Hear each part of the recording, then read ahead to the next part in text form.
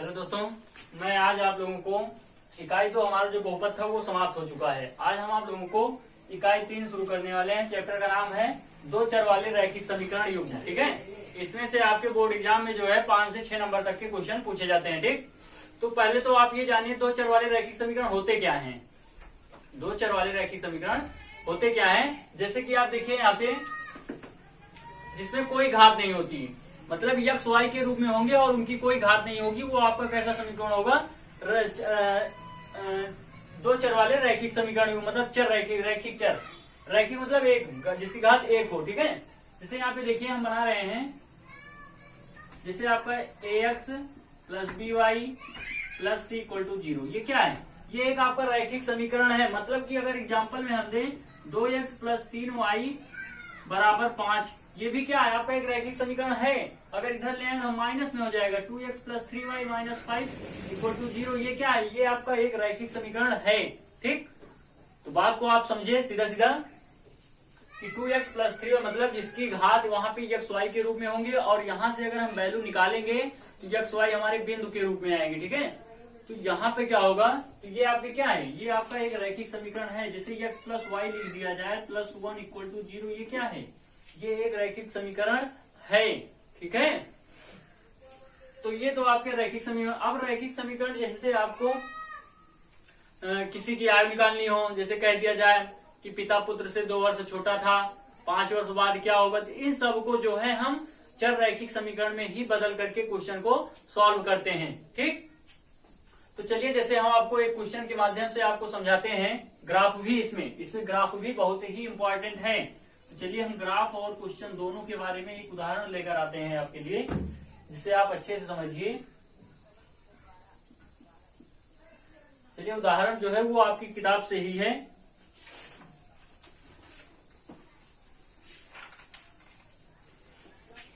जिससे दिया गया है दो रेल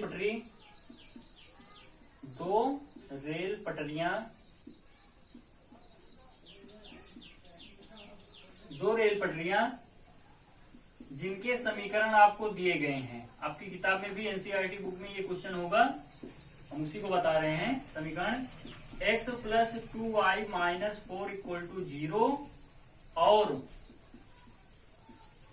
दूसरा समीकरण दिया गया है 2x plus 4y minus 12 equal to 0 द्वारा निरूपित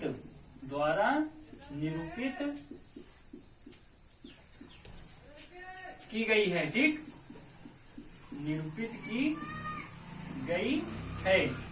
इस स्थिति को ग्राफ रूप में प्रदर्शित करो। ठीक है, तो ये तो हमारा क्वेश्चन हो गया। क्वेश्चन हमारा यहाँ पे कह रहा है, हम एग्जाम्पल के माध्यम से आपको समझा रहे हैं कि दो रेल पटरियां हैं जिनके दो समीकरण दिए गए हैं। पहला तो ये दिया गया है और दूसरा ये दिया गया है। पहला समीकरण और दूसरा समीकरण द्वारा निरूपित की गई है। ठीक, कह रहा है कि इस स्थिति को ग्राफ रूप में प्रदर्शित करिए। तो पहले तो यहाँ पे आपका जो दो चर वाला रैखिक समीकरण दो दिए हैं उनको हम पहले लिखते हैं, हल करते हैं। यहाँ से हल में पहला समीकरण आपका दिया गया है x plus 2y minus 4 equal to 0, समीकरण 1 कर लेंगे। ठीक, दूसरा हम लिखेंगे 2x plus 4y minus 12 equal to 0। अब यहाँ पे एक कॉमन चीज देखी जाए कि दोनों में जो है, मतलब इस वाले समीकरण में दो जो है कॉमन है। ठीक, तो देखिए दो अगर यहाँ पे हम बाहर कर लें तो क्या बचेगा? x प्लस 2y और माइनस 6 इक्वल टू 0। 2 दूना 4, 2 छंग 12, 2 उधर जाएगा, क्या हो जाएगा? 0। तो x plus 2y minus 6 equal to 0, ये आपका दूसरा समीकरण बन जाएगा, समीकरण नंबर 2। अब ये दो समीकरण हमको मिल चुके हैं।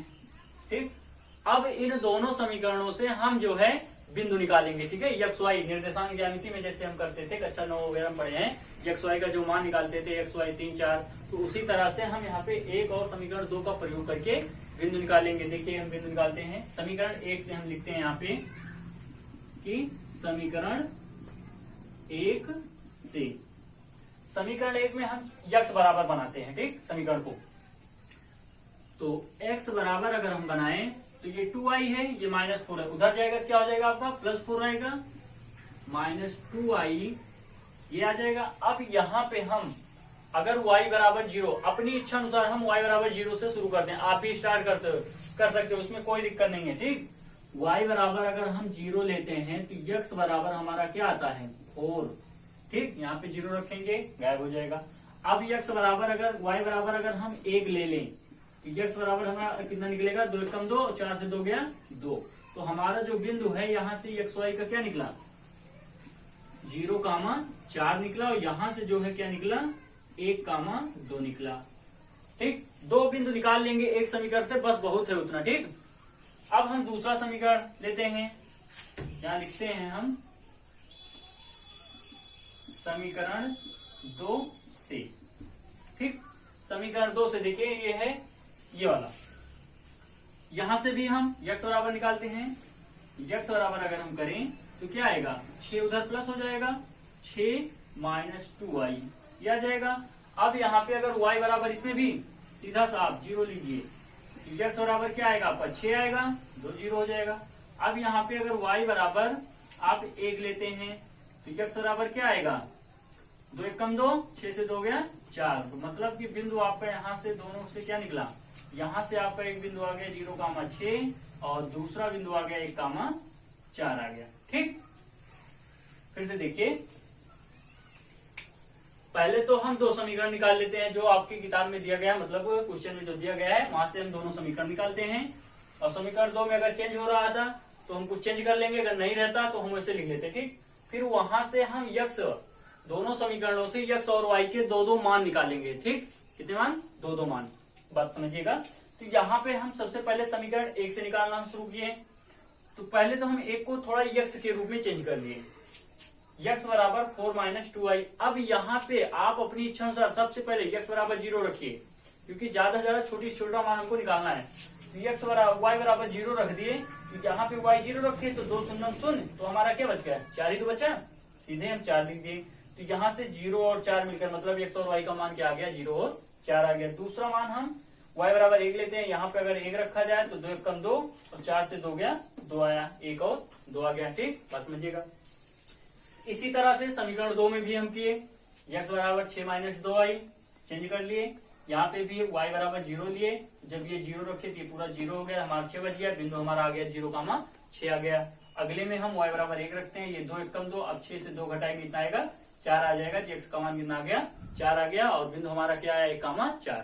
तो ये दो समीकरण 1 से भी 2 बिंदु निकल आए हैं, ये दोनों जिस पर हम टिक कर रहे हैं। ठीक, अब यहां से हम ग्राफ बनाएंगे। देखिए ग्राफ आपका बहुत ही इंपॉर्टेंट है, जो कि आपके बोर्ड एग्जाम में 5 नंबर से ज्यादा ही 5 नंबर तक लगभग पूछता है लॉन्ग में। तो चलिए हम ग्राफ के बारे में देखते हैं। अब यहाँ पे चलो आप ग्राफ देखते हैं, ग्राफ आपका बहुत ही इंपॉर्टेंट है।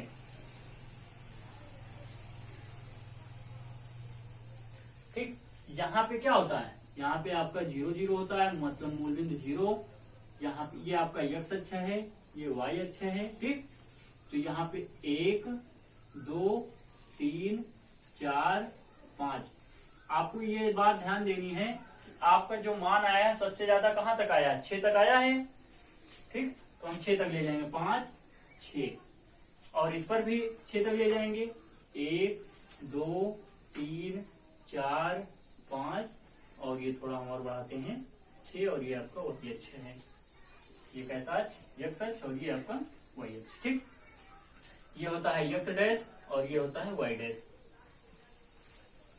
अब हम जो बिंदु दिए हैं पहले हम तो यहाँ पे देखिए पहले हम समीकरण 1 से चलते हैं। अब देखिए जब आपका 0 मतलब रुको यहाँ पे, हाँ, तो यहाँ पे जो समीकरण 1 में जो मान दिया गया है हमारा x और y का मान कितना आया 4,0 आया है।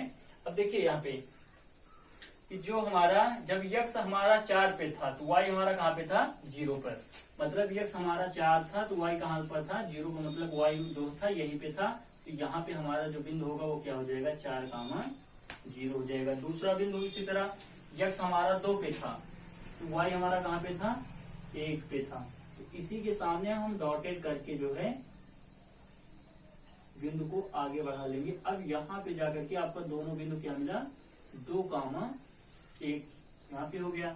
अब समीकरण 2 से हम देखते हैं। समीकरण 2 में हमारा बिंदु क्या है, 6,0।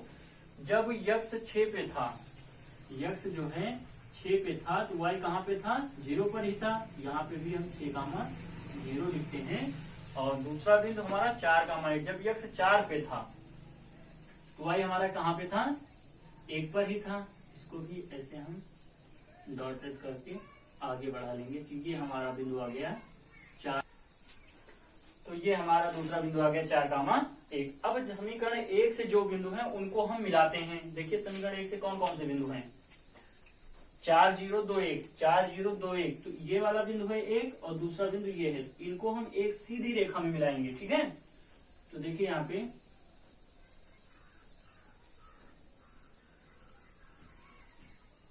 हम ये मिला रहे हैं। आप लोग नोट्स में अच्छे से पटरी रखकर जो है बनाएंगे, बहुत अच्छा ग्राफ बनेगा, ठीक। अब समीकरण 2 से हमारा 6041, 6041 ये दोनों बिंदु हैं, इनको भी हम मिलाते हैं।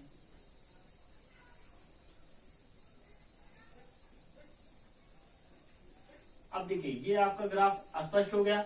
मतलब कि रेल की जो दो पटरियां हैं वो एक दूसरे को काटती तो है, ये नहीं है। देखो रेल की पटरी की तरह बना ग्राफ ना। तो यानी आपका सवाल जो है इस तरह से आपके बोर्ड एग्जाम में जो है 5 नंबर से कम क्वेश्चन पूछे जाते हैं, ठीक। तो इसी तरह से आप क्वेश्चन को लगाइए आप उदाहरण में। अब इसके बाद वाला जो है हम बताएंगे, ठीक, अगले वीडियो में।